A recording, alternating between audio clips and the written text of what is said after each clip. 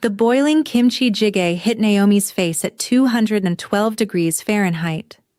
She felt her skin blister before she even registered the pain, before she could scream, before she understood that Mrs. Shin had just thrown an entire pot of stew. Naomi's stew, the one she'd spent 4 hours perfecting, directly at her head in front of 30 of Seoul's wealthiest socialites. The screaming came after. From Naomi, from the guests, from someone yelling about calling an ambulance. But not from Mrs. Shin, who stood there with the empty pot still in her hands, her face twisted with satisfaction and rage, and said in perfect English so everyone would understand. This is what happens when black bitches think they can cook our food in our country and disrespect our traditions. What Mrs. Shin didn't know, what none of them knew, was that the black chef now collapsing on the marble floor with second-degree burns across her face and neck was the only person in Seoul who could make Kang Ji-woo eat. The only person whose food his body would accept. The only thing standing between Seoul's most dangerous underground king and starvation. And upstairs in Mrs. Shin's study, where Ji-woo was supposed to be signing the contract that would save her husband's failing company, his phone vibrated with an alert from the kitchen camera he'd secretly installed. One look at the screen, at Naomi on the floor, at her burned skin, at her blood mixing with the kimchi jjigae she'd made with her own hands, and something in him snapped so completely that even his own men would later say they'd never seen him that angry, that murderous, that absolutely, catastrophically feral. Mrs. Shin had 90 seconds before he came through that door, 90 seconds left of her old life. 90 seconds before she understood that you don't put your hands on Kang Ji-woo's chef. You don't burn the woman who keeps him alive. You don't humiliate the only person in this entire fucking city who can make him remember what it feels like to be human. In 72 hours, Mrs. Shin would lose everything. Her house, her husband, her citizenship, her ability to exist in South Korea without fear. But the real shock wasn't the destruction. It was how a man who could barely eat anything became a man so obsessively protective that he burned down an entire family's legacy just to avenge one woman's pain.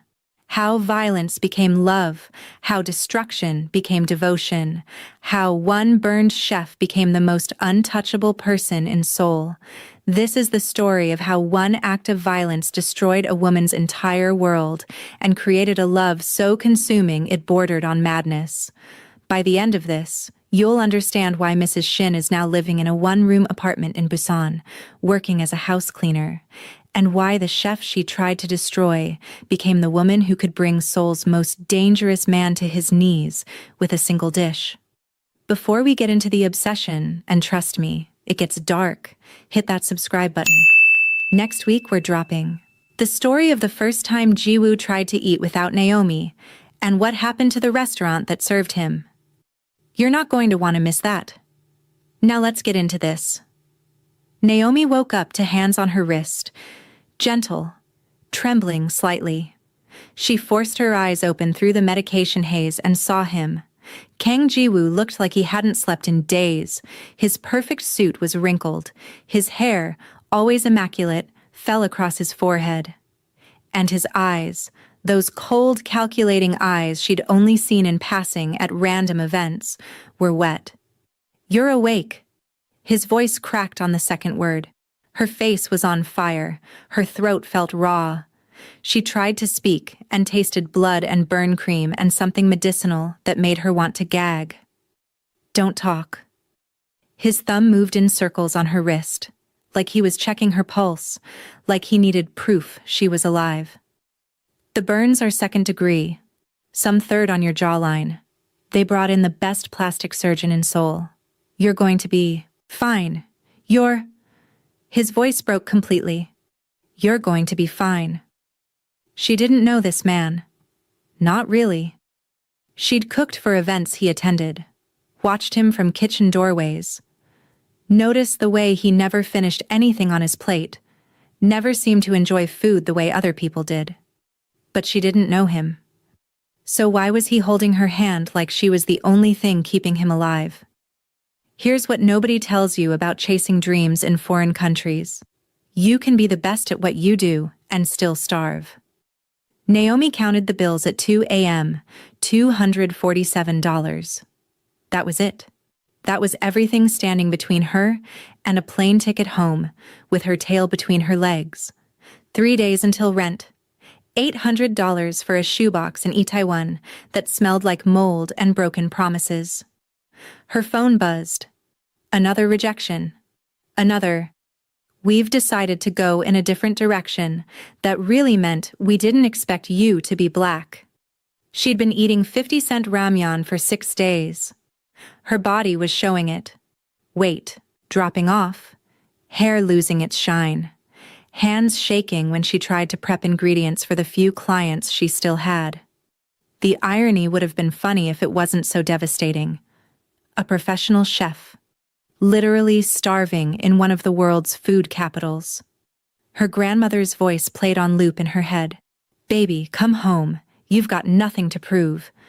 But that was the problem. She had everything to prove. How long have I been out? Naomi's voice came out like sandpaper. 18 hours. Jiwoo still hadn't let go of her hand. You had a reaction to the pain medication. Your body shut down for a while. I thought... He stopped, breathed. I thought I'd lost you. You don't even know me. I know you. His eyes met hers, dark, intense, slightly unhinged.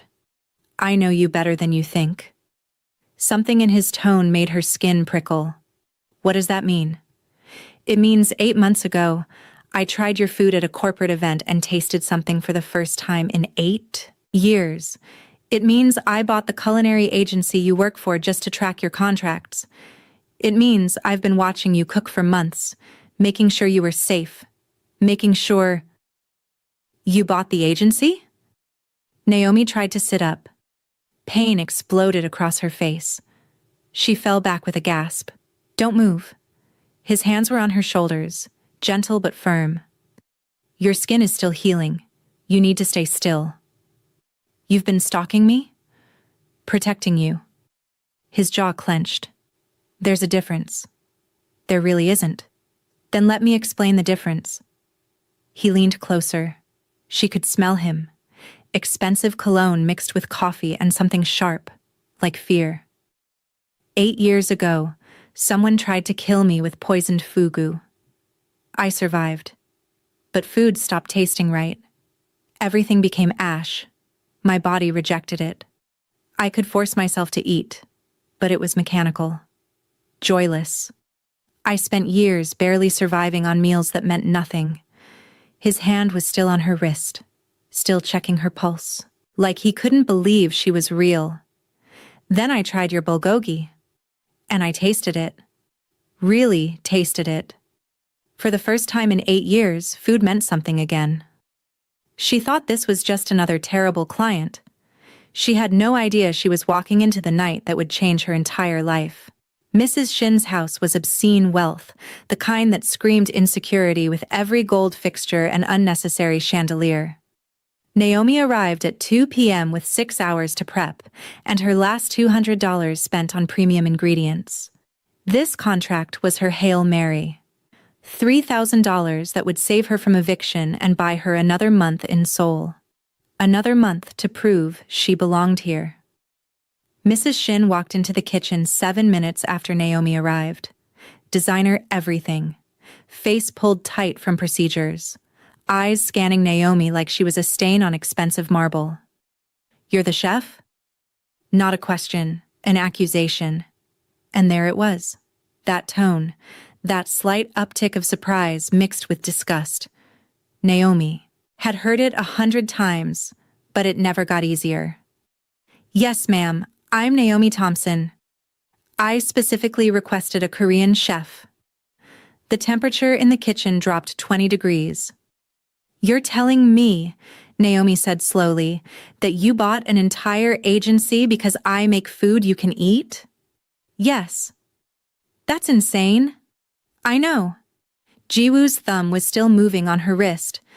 Circles, steady, grounding.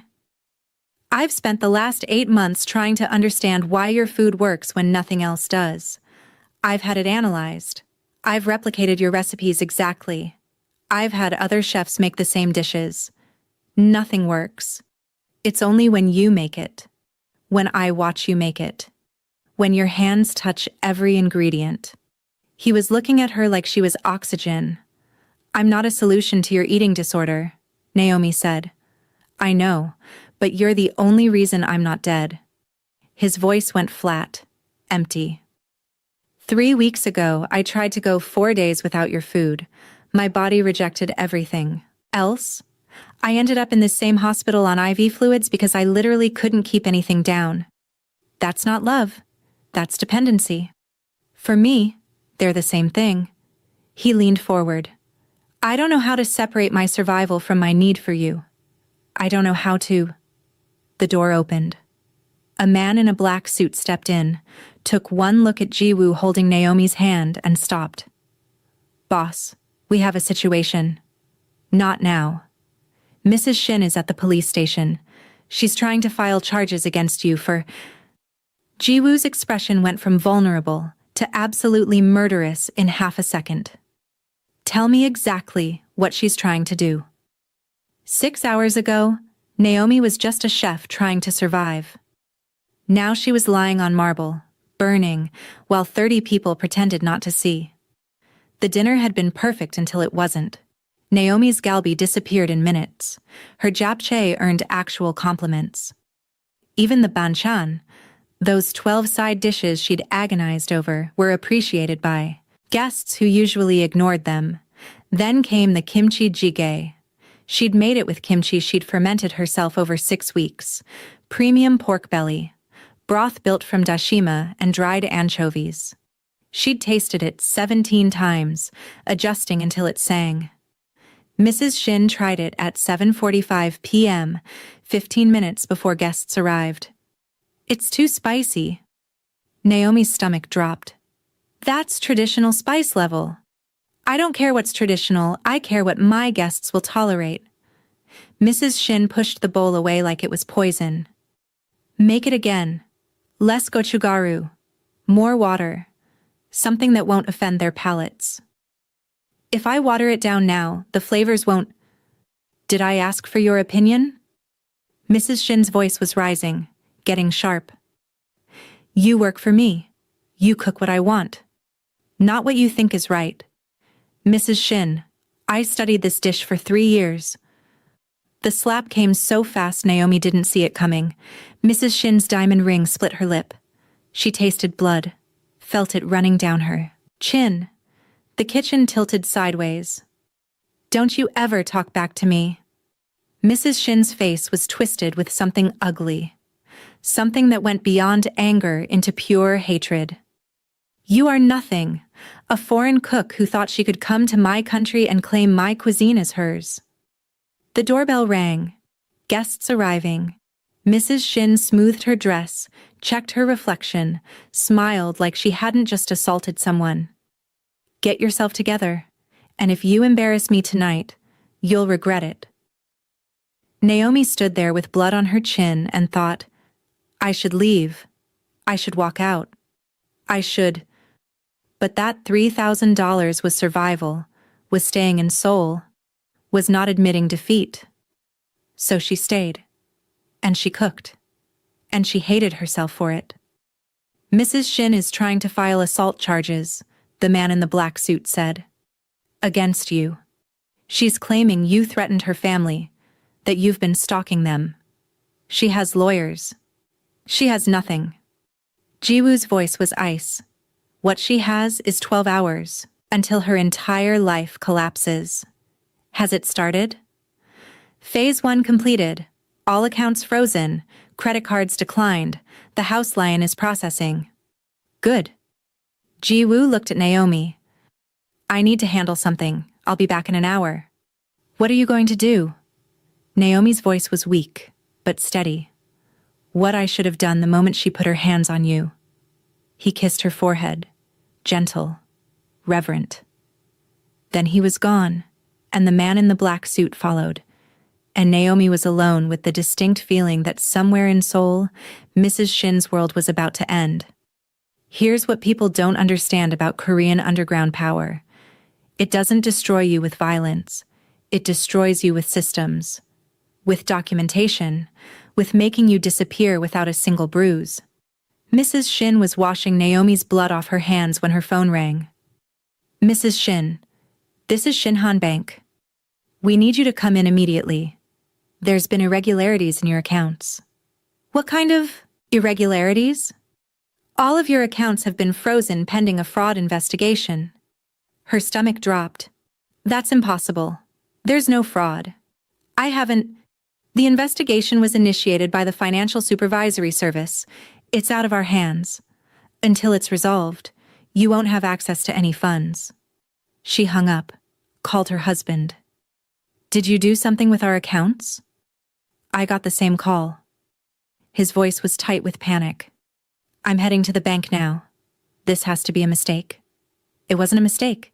In the next hour, credit cards declined, investment portfolios liquidated, cryptocurrency holdings vanished, business accounts frozen, every single digital asset they owned, gone, clean, surgical, impossible to trace. The kind of thing that required unlimited resources and zero conscience. The kind of thing Kang Ji-woo had been doing for years. When Ji-woo returned an hour later, he looked calmer, more settled, like he'd taken out the trash and could finally breathe again. He sat beside Naomi's bed and took her hand again. That same gentle grip, that same need to check her pulse. Tell me about the poisoning, Naomi said. All of it. He was quiet for a long moment. Then, I was having dinner with my mother. She made kimchi jjigae. Her recipe. The one she made every birthday. But she was sick that year. Couldn't cook. So I went to a restaurant instead. His hand tightened on hers. They served fugu as an appetizer. Someone in the kitchen made a mistake, or someone paid them to make one. I still don't know which. His voice was flat, empty. I nearly died. Spent 3 days in ICU, survived. But something in me broke. The trust, Naomi said quietly. The trust. The ability to enjoy food. The ability to taste anything without my body treating it like poison. He looked at her. For 8 years, I've been surviving on meals that meant nothing. Eating because I had to. Building a food empire I couldn't even enjoy. Until my bulgogi. Until your bulgogi. A ghost of a smile. You have no idea what it felt like. That first bite. Actually tasting something, wanting more, feeling human again. So you bought the agency. So I bought the agency, and I watched you, and I vetted every client, and I installed cameras because after Itaewon, he stopped. After Itaewon what? His expression went dark. A customer grabbed you, left bruises, called you a slur. Nobody did anything. Naomi remembered. 6 months ago. The drunk businessman who'd grabbed her arms so hard she'd had fingerprint bruises for a week. How do you know about that? Because I bought that restaurant the next day, fired everyone who'd been working, blacklisted the customer from every establishment in Seoul. He met her eyes, and I decided I was never letting anyone hurt you again. She made one critical error that night. She served the truth instead of what Mrs. Shin demanded. It nearly killed her, but it also saved her. The guests arrived in clouds of expensive perfume and designer labels. Naomi served the banchan, watched them pick at it like it might bite back. The galbi disappeared quickly. At least they could appreciate that. Then came the kimchi jjigae. Naomi hadn't watered it down, hadn't changed it. Because if she was going to be humiliated tonight, she was going to be humiliated for serving real Korean food the way it was meant to be served. Mrs. Shin got the first bowl, took 1 spoonful, set it down with a clatter that silenced the entire room. This is inedible. Her voice rang through the dining room, clear, deliberate, designed to destroy. So spicy I can barely taste anything else. The kimchi is wrong. Over-fermented.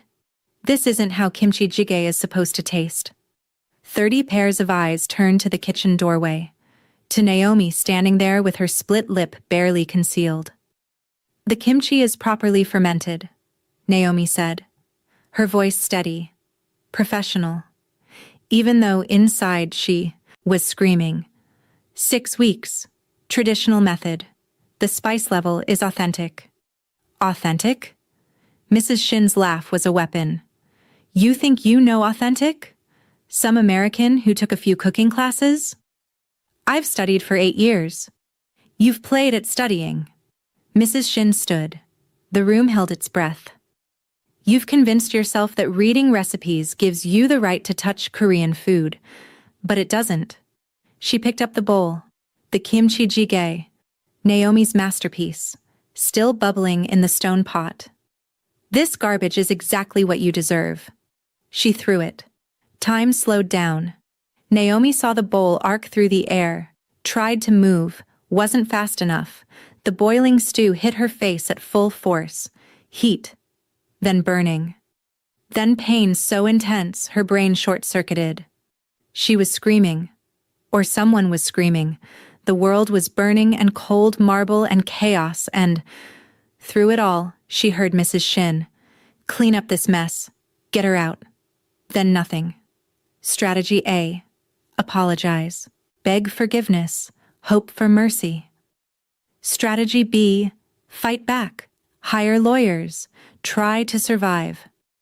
Mrs. Shin chose wrong. They both led to the same place.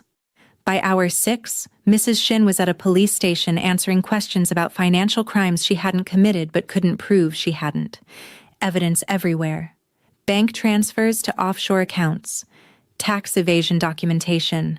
Money laundering through shell companies. All pointing back to her. All fabricated but believable. Someone is framing us, she kept saying. Someone with resources. Then she remembered.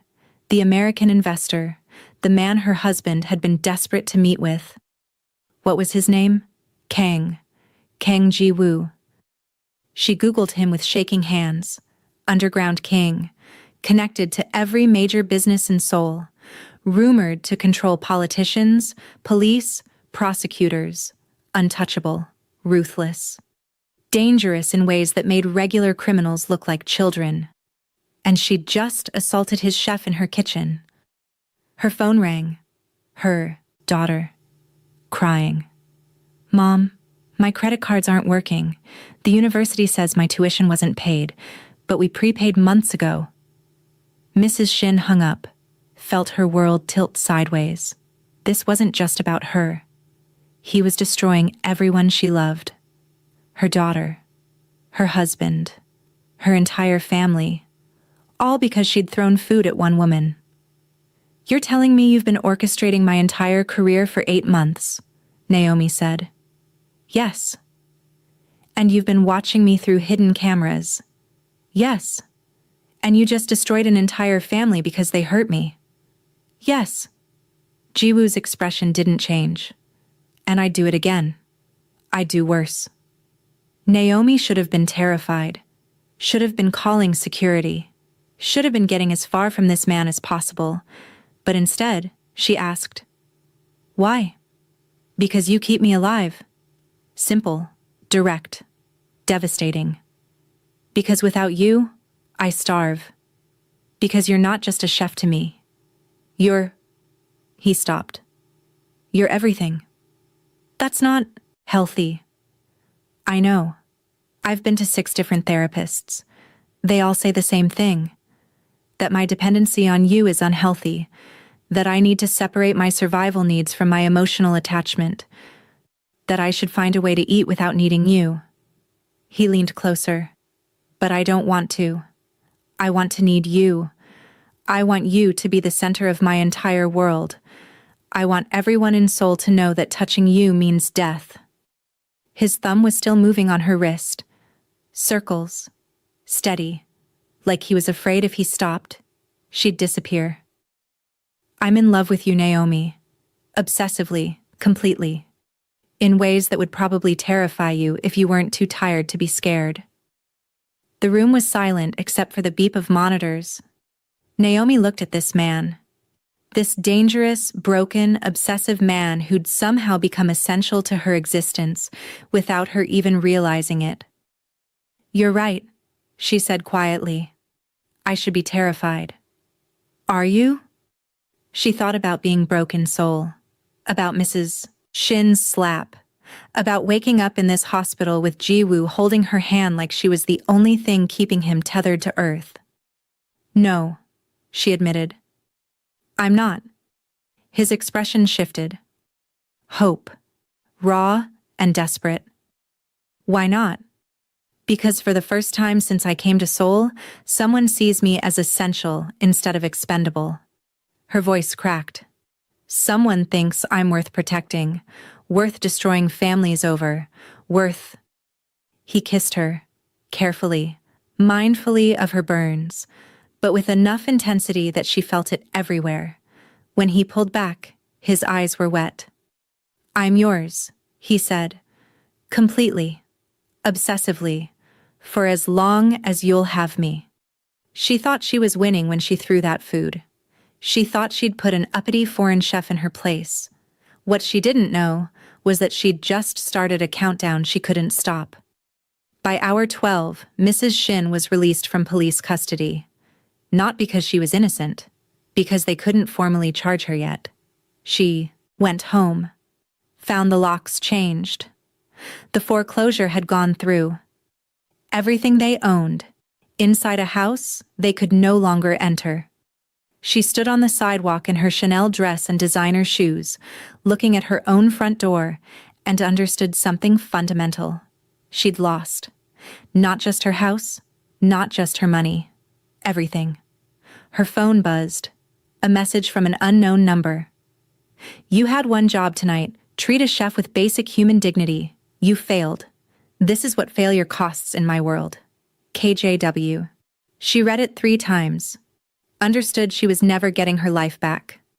Understood she'd made an enemy of someone who played games she couldn't even comprehend.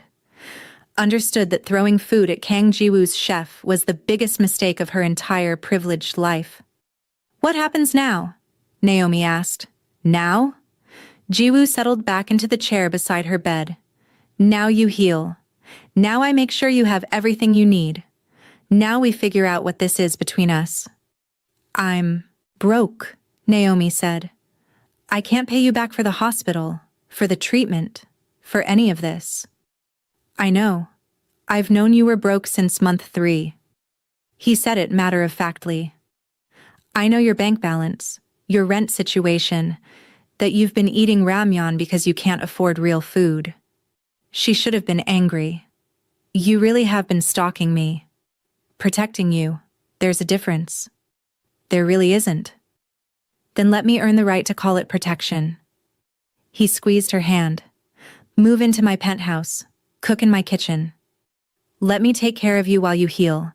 And if you decide you want nothing to do with me after you're better, I'll set you up in your own place with enough money to never worry again. And if I decide I want you? His expression went soft. Vulnerable. Then I'll spend the rest of my life making sure you never regret it. Naomi looked at the ceiling, at the expensive hospital room, at this man who destroyed a family for her. This is insane, she said, completely. You're obsessed with me in unhealthy ways. Absolutely. You need therapy, lots of it. Already scheduled 6 more sessions with a specialist. And Mrs. Shin? His expression went cold again.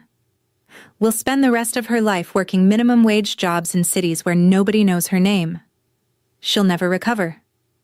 She'll never forget. And she'll always know it's because she put her hands on you. Naomi should have felt bad about that.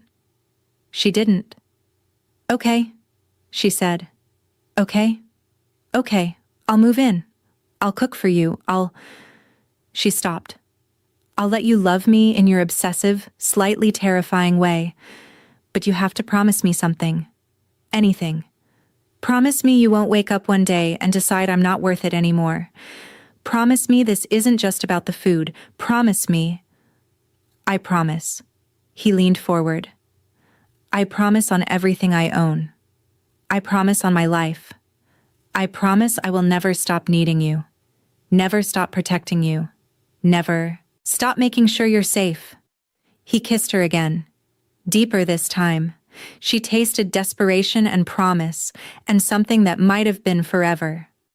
6 months ago, she was a broke chef eating ramyeon in a moldy apartment. Today, she owns the most exclusive restaurant in Gangnam. That's what happens when someone loves you like they're starving. The restaurant opened on a Thursday. Naomi's, in simple letters over the door. Because Ji-woo wanted everyone who walked in to know whose hands touched their food. The menu was everything she'd dreamed of. Korean techniques with Southern soul food influences. Kimchi fried chicken that made people weep. Collard green kimchi that confused and delighted. Gochujang mac and cheese that shouldn't work but did. Food that was unapologetically both. Korean and Southern. Traditional and revolutionary. The critics came ready to destroy her. They left silent. Some left crying. All left changed. The reviews came out the next day. 5 stars. Case of them. The best Korean food in Seoul. Revolutionary cuisine. A chef who understands that food has no borders. Ji-woo sat at the same seat every night. Bar stool. Direct view of the kitchen, eating everything she made. How does it taste? She asked one night after service. Like coming home? He smiled, that rare, genuine smile. Like every good memory I have, like love. It's just stew. No, it's your stew, made by your hands, which means it's everything. One night, Naomi looked up from the kitchen and saw her, Mrs. Shin, standing outside the restaurant window, staring in. She looked diminished, small, worn clothes, the kind of small that came from losing everything and realizing it wasn't coming back. Naomi's hands stopped moving. Ji-woo followed her gaze. His expression went cold. I'll handle it. No. Naomi grabbed his arm. Let me. She walked outside, faced the woman who'd burned her. Mrs. Shin looked like she might cry. I'm sorry. I know it doesn't mean anything. I know it doesn't fix what I did. But I'm sorry. Naomi looked at her. At the burn scars on her own face that had faded but would never fully disappear. At the restaurant behind her that existed because this woman had destroyed her. I forgive you, Naomi said. Mrs. Shin's eyes filled with tears. You... What? I forgive you. Because holding on to anger takes energy I don't want to spend. Because my life is better now than it was before. Because... She paused. Because I'm happy. And you're not. And that's enough. Can I... Someday, when I've saved enough, can I eat here? Naomi thought about grace. About forgiveness. About the fact that she was safe now. Protected now. Loved now. Yes. When you've saved enough, come eat. I'll cook for you. And you'll understand what you tried to destroy. Mrs. Shin walked away crying. Ji-woo was staring at her like she'd performed a miracle. You forgave her. I did. Why? Because holding on to hate would make me like her. And I'm not like her. I'm better. She moved to him. And because you already destroyed her life, what's left to punish? He pulled her close, kissed her hard, desperate, like he couldn't believe she was real. I don't deserve you. Probably not. She kissed him back. But you're stuck with me anyway, forever, obsessively, in ways that would concern a therapist. He laughed, the sound rare and beautiful. Forever, he agreed. Desperately, completely. I'm yours. They stood in the restaurant that existed because of violence and love and obsession all tangled together. The kitchen closed at midnight.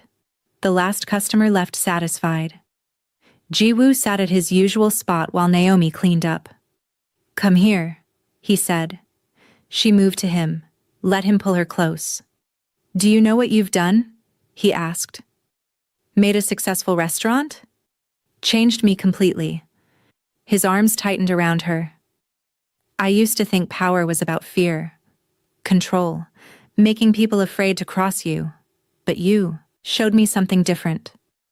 "What's that?" "That real power is building something that outlasts you, that the strongest thing you can do isn't destroy your enemies. It's protect your people so well they can build something beautiful." He kissed her forehead. "Mrs. Shin is gone. Erased. But this restaurant, this is going to help people for years. Feed them. Comfort them. Show them that food has no borders. That's real power." Naomi touched his face. "You were always capable of this. You just needed a reason. You're my reason. My conscience. My better half." He kissed her. "My everything." They stood in the soul night. Two people from different worlds who'd found in each other exactly what they'd been searching for. Here's what Naomi learned from having food thrown in her face. Sometimes the worst moments lead to the best things. Sometimes cruelty opens doors that kindness never could. Sometimes being treated like you don't belong shows you exactly where you're meant to be. Jiwoo could have just been a boss, just been a wealthy client, just been another person taking from her without giving back. Instead, he became her partner, her equal, the person who saw her art and valued it, who saw her soul and fed it the way she fed his, from one thrown dish to a culinary empire, from humiliation to transformation, from two broken people to one complete love. That's the real story. Not the revenge, not the destruction, the building, the becoming, the choice to take pain and turn it into purpose, to take hunger and turn it into love. And as they stood in their restaurant, as Jiwoo held her close and whispered promises about tomorrow and forever, Naomi understood something fundamental. She hadn't just fed a man. She'd fed a soul. And he'd loved her so completely that he'd built her a world where she could feed thousands more. From private chef to queen, from trauma to triumph, from food as survival to food as art. That's what happens when you feed someone's hunger, when you meet their need, when you bridge their broken places with your art. You don't just cook. You transform. You heal. You love. If you made it this far, drop a comment. What's the one food that feels like home to you? The dish that heals you when nothing else can? Subscribe, because next week we're telling the story of how Jiwoo's rival tried to poison Naomi, and how Jiwoo's response made his reputation as Seoul's most dangerous man absolute. Trust me, if you thought this revenge was dark, next week's is absolutely devastating. Until then, remember, the right person doesn't just eat your food. They taste your soul in every bite. They understand what you're giving them. And they spend the rest of their life making sure you're fed too, in every way that matters.